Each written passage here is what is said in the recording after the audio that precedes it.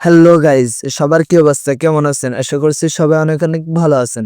So guys, আজকের এই ভিডিওতে আমরা জানতে চলেছি পল্লীগ্রাম টিভির খুবই জনপ্রিয় এবং ট্যালেন্টেড অভিনেতা টনি সম্পর্কে। তাই ভিডিওটি না টেনে শেষ পর্যন্ত দেখার অনুরোধ রইল।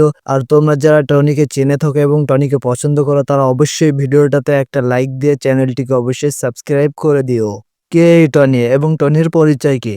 খুবই গরিব পরিবারের একটি সাধারণ ছেলের অসাধারণ হয়ে ওঠার গল্পই আজকের ভিডিওতে আমরা জানতে চলেছি। তো বন্ধুরা, আমরা প্রথমে জানবো টনির ক্যারিয়ার সম্পর্কে। তো বন্ধুরা, টনির ক্যারিয়ার শুরু হয় পল্লীগ্রাম টিভির একটি অডিশনের মাধ্যমে। প্রত্যেক বছর পল্লীগ্রাম টিভি থেকে একটি করে অডিশন রাখা হয়।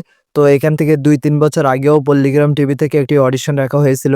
সেই অডিশনে টনিও অডিশন দিতে আসে এবং টনির অভিনয় ট্যালেন্ট ও অভিনয়ের প্রতি ভালোবাসা দেখে পল্লীগ্রাম টিভির ওনার রবিউল ভাই এবং হারুন ভাই তাকে সিলেক্ট করে নেয়। তারপর থেকে শুরু হয় টনির পথ চলা। তো বন্ধুরা, এবার আমরা জানবো টনির পুরো নাম কি এবং টনির বাড়ি কোথায়, টনির ফ্যামিলিতে কে কে আছে। তো বন্ধুরা, টনির পুরো নাম হচ্ছে টনি শেখ, তবে তার ভক্তরা তাকে টনি নামেই চিনে থাকে। টনির বাড়ি হচ্ছে পশ্চিমবঙ্গের মুর্শিদাবাদ জেলাতে এবং টনিকে বাদ দিলে টনির ফ্যামিলিতে টনির মা, বাবা এবং তার একটি ছোট্ট বোন রয়েছে। এবং টনির বয়সের কথা বলতে গেলে টনির বয়স বর্তমানে 19 বছর এবং এই 19 বছর বয়সে টনি জিরো থেকে হিরো হয়ে গেছে। তো বন্ধুরা, টনির পড়ালেখার বিষয় বলতে গেলে টনি বর্তমানে সাদিপুর উচ্চ বিদ্যালয় থেকে 12-এ লেখাপড়া করছে। এবং টনির প্রেমের কথা বলতে গেলে বর্তমান সময়ে শোনা যাচ্ছে যে টনি নাকি সালমার সাথে প্রেম করছে।